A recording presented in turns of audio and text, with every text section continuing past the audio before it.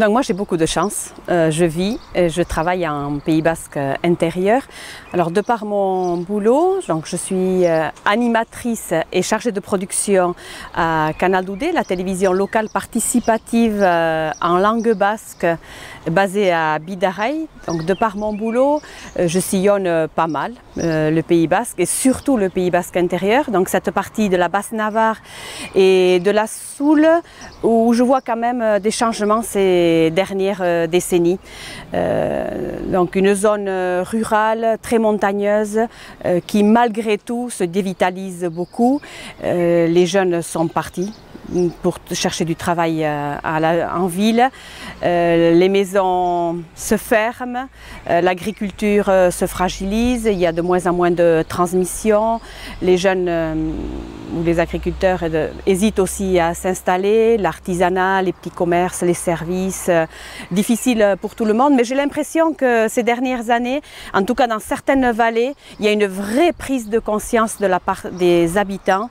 Alors je peux citer par exemple, ce qui se passe dans la vallée des Aldudes, 3 villages, Aldudes, Banca-Urepel, un peu moins de 1000 habitants. Là aussi, le cap fatal des 1000 habitants est tombé, mais peu importe, les habitants se mobilisent. Tous les 2 ans, il y a les portes ouvertes de la vallée qui donnent l'occasion de se retrouver, de se rassembler, de réfléchir autour d'une thématique. En 2012, c'était la vallée en 2030. En 2014, c'était des questions de transfrontalier. Que faire avec nos villages voisins? En 2016, l'attractivité du territoire. En 2018, les portes ouvertes se préparent pour le mois d'octobre.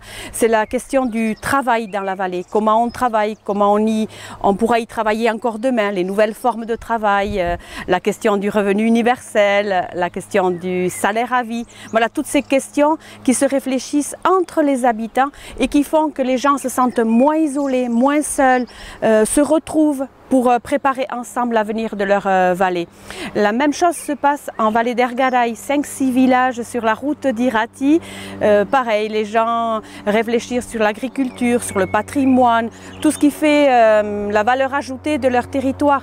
Et je pense que ces territoires-là ont encore de l'avenir devant eux s'ils continuent à réfléchir ensemble, à se projeter et les défis sont aussi pour eux comme pour nous.